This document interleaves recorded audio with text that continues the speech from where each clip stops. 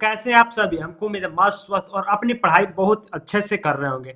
तो बिहार बोर्ड ने अपना ऑफिशियली मॉडल पेपर जारी कर चुका है। इसको पढ़िए और देखिए और कैसा क्वेश्चन आ रहा है, इससे आपका अंदाजा लगेगा कि आपकी तैयारी कैसी चल रही है। तो सेकेंडरी स्कूल एग्जामिनेशन 2026 एनुअल के लिए मैथ का जो मॉडल पेपर सेट है, किस चीज का? मैथ गणित का। उसी को फुल मार्क्स कितना होगा? 100 नंबर फुल मार्क्स होने वाला है। ठीक है, क्या होगा? टाइमिंग होगा आपका 3 घंटा। कितना? 3 घंटा जब आपको कुल टाइमिंग होगा। और कुल प्रश्नों की संख्या क्या होगा? 138 कुल प्रश्नों की संख्या होने वाली। ठीक है, आगे चलते हैं। एक क्वेश्चन को एकदम पूरा बेसिक से देख के जाएंगे और अच्छे से समझते हुए चलेंगे। चलिए तो पहला क्वेश्चन से स्टार्ट करते हैं। पहला क्वेश्चन कह रहा है कि 92 और 115 का सरलतम रूप क्या है? तो 92 और 115 की जो सरलता रूप है क्या होने वाला है? तो अगर 92 को 2 से काटेंगे तो कटेगा, लेकिन 115 कटेगा का? नहीं कटेगा। तो आप डायरेक्ट क्या करिए? 23 ले काटे। कितना से? 23 ले। तो 23 के पहाड़ में 92 आता है 4 बार में, और 23 के पहाड़ में 115 आता है कितना बार में? 5 बार में। तो ऑप्शन नंबर आपका बी बिल्कुल राइट हो जाएगा, 5वां का। ओके, आगे चले। चलिए दूसरा नंबर आ जाइए। दूसरा नंबर कहा है कि दो परिमेय संख्याओं के बीच अधिकतम कितनी परिमेय संख्या हो सकती है? तो दो परिमेय संख्याओं के बीच कितनी अधिकतम परिमेय संख्या हो सकती है? 1 2 3 4, मतलब अनंत कितना हो सकता है? तो दो परिमेय संख्याओं के बीच अनंत परिमेय संख्या होता है। कितना होता है? अनंत होता है। ऑप्शन नंबर डी बिल्कुल राइट होगा। ठीक है, दूसरा का। तीसरा नंबर आ जाइए। कार्य निम्नलिखित में किसका दशमलव प्रसार शांत है? ऐसा कौन सा संख्या है जिसका दशमलव प्रसार शांत है? 7/88, 13/210, 15/1600 और क्या? 17/110। तो देखिए, हम शांत और अशांत करने के लिए हमको पता करना पड़ता है कि हर को अभाज्य गुणनखंड करने पर और 2 और 5 के रूप में आता है तो शांत है, 2 और 5 के रूप में नहीं आएगा तो क्या होगा? अशांत है। 110 नहीं आएगा, 210 नहीं आएगा। और संख्या है 88 पर और 1600 पर। 1600 आएगा, लेकिन 88 पर चेक कर लीजिए, आप देख लीजिएगा। 88 2 के पारा में 44, ठीक है। 4 के पारा में फिर 2 के पारा में, 2 के पारा में लगे तो 22 आएगा, 2 के पारा में फिर लगे तो 11 आएगा। तो 11 तो नहीं आएगा, इसलिए आपका सी नंबर जो है, आपका सी नंबर तीसरा का बिल्कुल राइट हो जाएगा। आगे चलते हैं, चौथा नंबर क्वेश्चन करेगा। बहुपद dy² plus by plus a के शून्यक का गुणनफल होता है। तो देखिए, एगो होता है अल्फा प्लस बीटा, एगो अल्फा इंटू बीटा होता है। तो गुणनफल क्या कहता है कि सी बटा में ए रखिए, तो सी का काम कौन कर रहा है यहाँ पर? ए, और ए का काम कौन कर रहा है? डी। तो डी बटा में क्या होगा? ए, मतलब ए बटा में क्या होगा? डी बिल्कुल राइट हो जाएगा। ऑप्शन नंबर डी बिल्कुल क्या होगा? राइट होगा। ठीक है, चलिए आगे कर रहा है कि 18 का परिमेयकरण गुणांक क्या है? तो 18 का परिमेयकरण गुणांक क्या होगा? तो सबसे पहले √18 ले लिए।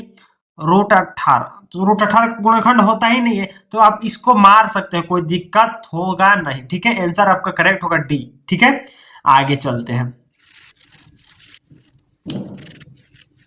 चलिए, कह रहा है कि सबसे छोटी आभाज्य संख्या।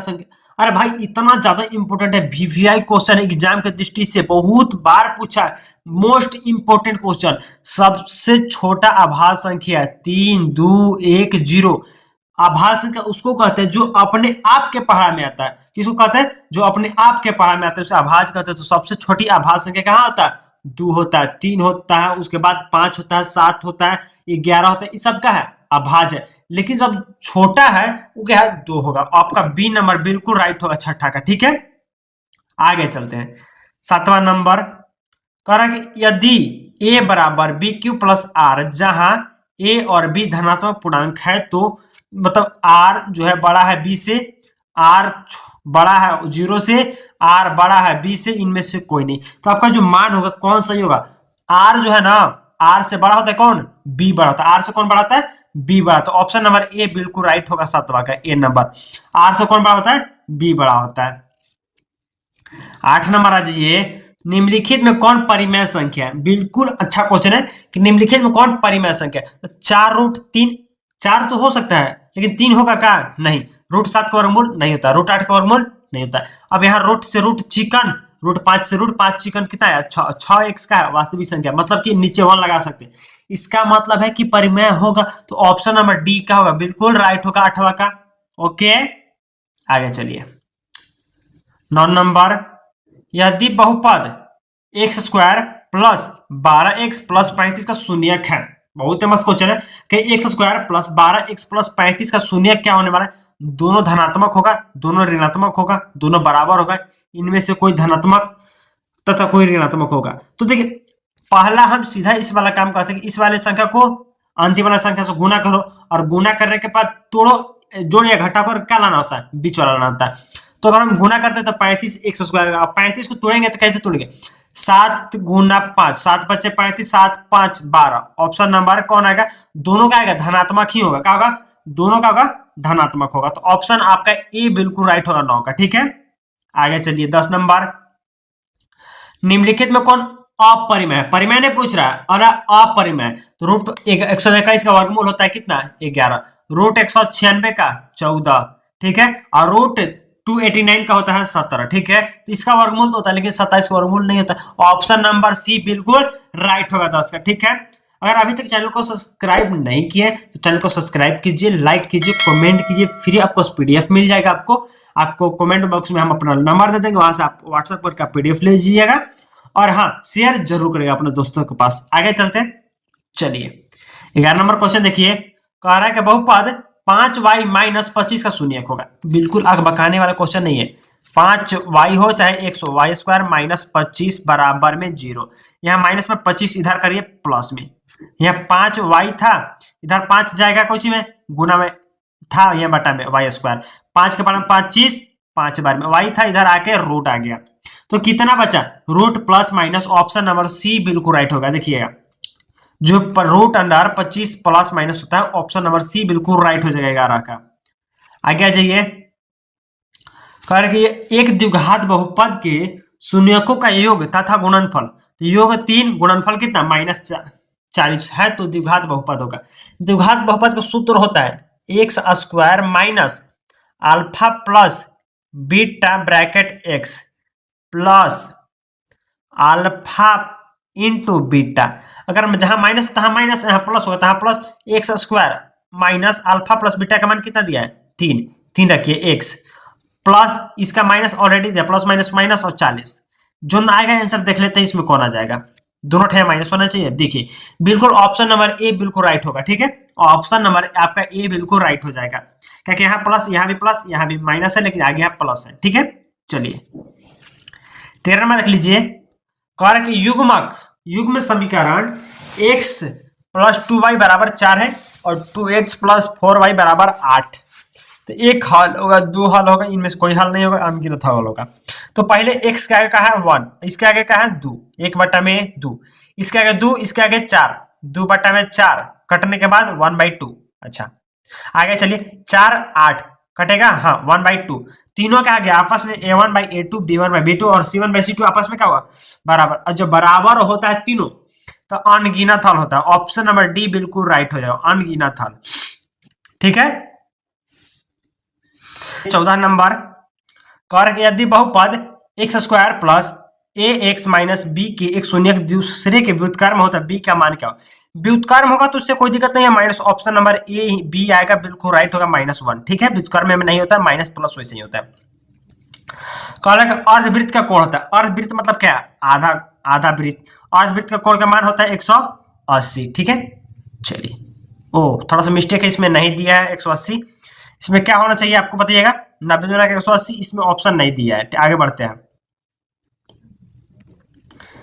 चलिए। द्विघात समीकरण A X square plus B X plus C बराबर 0, जहां ए नॉट इक्वल टू 0, मूल्य नहीं होना चाहिए। क्या? ए का मान 0 नहीं होना चाहिए। और वास्तविक का मूल्य नहीं हो, मूल्य होगा वास्तविक मूल्य नहीं है। यदि वास्तविक होगा ही नहीं, तो 0 का मान क्या होगा? 0 का मान, जो डी का मान होगा, 0 से क्या होगा? छोटा होगा। तो छोटा क्या हो रहा है? देखिए, तो 0 से छोटा दिख रहा है ना, 0 का बंद है, इसका मान बड़ा है, तो ऑप्शन ए बिल्कुल राइट हो जाएगा। ठीक है, आगे चलते हैं। 17 नंबर, कारक यदि अल्फा तथा beta 2x square minus x minus 6 बराबर 0, मूल्य 1/अल्फा 1/बीटा का मान क्या होने वाला है? तो अल्फा का मान इसके आगे, इसके बीटा का मान इसके आगे -1 और बीटा का मान -6 रखिए तो -1 -6 बराबर एलसीएम -6। ऑप्शन आपका डी बिल्कुल राइट हो जाएगा। ठीक है, ऑप्शन नंबर डी बिल्कुल राइट हो जाएगा। 18 नंबर आ जाइए, करेक्ट समांतर श्रेणी -3 -3 4 11 18 डॉट डॉट का 21वां पद होगा। सॉरी 21वां पद, तो 21वां पद कह रहा है, इसका मतलब है कि क्या a plus 20d, a plus 20d। ठीक है, a का मान कितना दिया है -3 दिया है, प्लस 20, d का मान 11 में से 7 गया 4, 7 ना, चलिए 7 दूना का 14 140, 140 में से -3 घटाया 137 आएगा। ठीक है, देख लीजिए 143 माइनस में 127 137, ऑप्शन नंबर डी। ठीक है, चलिए आगे 19 नंबर, कारक निम्नलिखित में कौन द्विघात समीकरण है? द्विघात समीकरण कौन है? इसमें 3 को दिया है, द्विघात नहीं है। इसमें x स्क्वायर है, रूट अंडर है 14 है, इसमें भी कंफर्म नहीं है। इसमें ई वाला प्लस माइनस कट जाएगा, इसमें x x कटेगा तो ये द्विघात बचेगा। ऑप्शन नंबर सी जो है बिल्कुल राइट हो जाएगा। सी नंबर 19 का 20 नंबर आ जाइए, कारक समांतर श्रेणी 80 76 72 68 डॉट डॉट का कौन सा पद 0 होगा? मतलब ए का मान 80 दिया है, ए का मान कितना दिया है 80 दिया आपका, और ए एन का मान कितना दिया है 0 दिया है, और डी का मान 76 में से 80 निकाले तो -4 आएगा। और क्या हमको निकालना है कौन सा पद, मतलब एन बराबर निकालना है, तो 21वां पद जो है ना आपका 0 आ जाएगा। ठीक है, ऑप्शन नंबर बी बिल्कुल राइट रखेगा। 21 नंबर आ जाइए, यदि समांतर श्रेणी का समांतर पद 6n - 4n का सर्वांतर क्या होगा? सर्वांतर आपका 2 हो जाएगा। ठीक है, ऑप्शन नंबर डी 21 का। 22 नंबर आ जाइए, कारक निम्नलिखित में कौन समांतर श्रेणी है? समांतर श्रेणी बताइए, -2 के बाद कितना आना चाहिए -4, या तो 4 आना चाहिए, फिर -6 8, ये तो है ही नहीं, बिल्कुल नहीं है। ये बिल्कुल राइट हो जा सकता है। ठीक है, ये राइट होगा, क्योंकि एक का क्यू 1 3 9 27, ये ऐसा नहीं होता है, ऐसा नहीं होता है। अब ई बट्टा में है तो क्लियर नहीं, तो ऑप्शन जो हमको बी लग रहा है 100% राइट होगा। ठीक है, बी नंबर 22 का। 23 नंबर आ जाइए, मूल बिंदु क्या नियामक होता है? मूल बिंदु कहने का मतलब होता है केंद्र। मूल बिंदु मतलब केंद्र, केंद्र में माइनस प्लस और 0 वगैरह नहीं होता है, सिर्फ 0 होता है। ठीक है, ऑप्शन नंबर डी बिल्कुल राइट होगा केंद्र पर। 24 नंबर, यदि एबीसीडी और पीक्यूआर समांतर है, क्या समानांतर, क्यूआर बट्टा में बीसी 1/2/3 है, तो क्षेत्रफल मतलब एरिया, क्षेत्रफल मतलब कि क्षेत्रफल क्या होगा, तो 2 का स्क्वायर 4 और 3 का स्क्वायर 9, ऑप्शन नंबर ए बिल्कुल राइट हो जाएगा। ठीक है, एरिया अब अच्छा मतलब कि क्षेत्रफल पूछा, क्षेत्रफल मतलब 2 का स्क्वायर 4 और 3 का स्क्वायर 9, 24 का ए नंबर बिल्कुल राइट हो जाएगा। आगे जाए 25 नंबर, कारक दी गई आकृति का x का मान क्या होगा? तो ये अगर त्रिभुज के 180, त्रिभुज क्या होगा, तीनों भुजाओं का योग कितना होता है 180, 60 और 50 दिया है, जोड़ने पर आएगा 110। ओके, और इस तीसरा भुजा का मान 180 में से 110 घटाएंगे कितना आएगा 70। जो जानते हैं कि इसका कोण क्या होता है बराबर होता है, कैसे, एकांतर अंतर कोण से। ठीक है, त्रिभुज कोण से, तो कितना आएगा जब इस 70 तो ये भी कितना होगा 70, ऑप्शन नंबर सी बिल्कुल राइट हो जाएगा 25 का।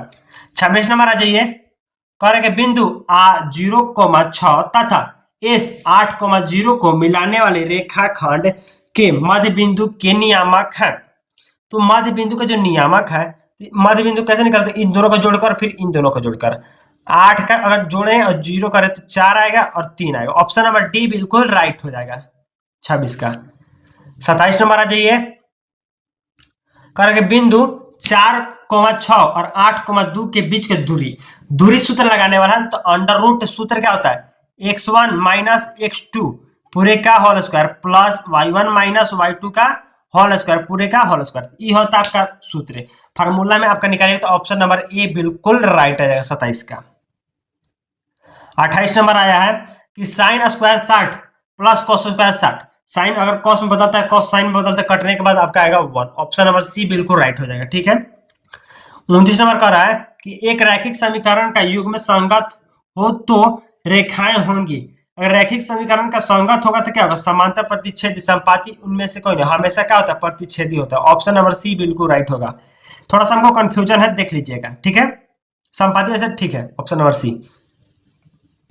अगला करके बिंदु -6, -5/2 किस पात्र में है, प्रथम द्वितीय तृतीय चतुर्थ, इस तरह का कुछ होता है, ये होता है plus minus plus minus plus minus minus plus minus, इस तरह का होता है। तो दोनों माइनस में, इसका मतलब तृतीय में होगा। ऑप्शन नंबर सी 30 का बिल्कुल राइट होगा। अगर अभी तक चैनल को सब्सक्राइब नहीं किया तो चैनल को सब्सक्राइब कीजिए, लाइक कीजिए, कमेंट कीजिए और शेयर जरूर करिएगा, ठीक है। आगे बढ़ते हैं 31 नंबर, फटाफट देख लीजिए। कह रहा है कि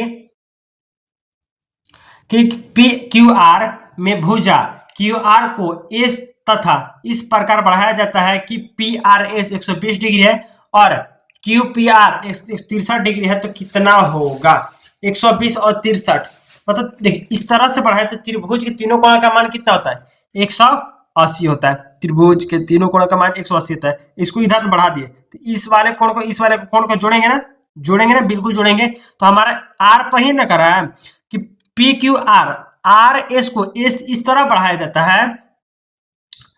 आर पर बना है कोण 120 और एस पर बढ़ाया, पी दिया है और क्यू पर बढ़ा दिया जा रहा है, तो कितना होगा? तो 120 और 63 को जोड़ेंगे तो ज्यादा हो जाएगा, इसलिए घटाएंगे तो कितना आपका आ जाएगा, कितना आ जाएगा? तो 57, लगभग में 63 आना चाहिए। ऑप्शन नंबर जो है बिल्कुल ए राइट होना चाहिए 31 का, ठीक है।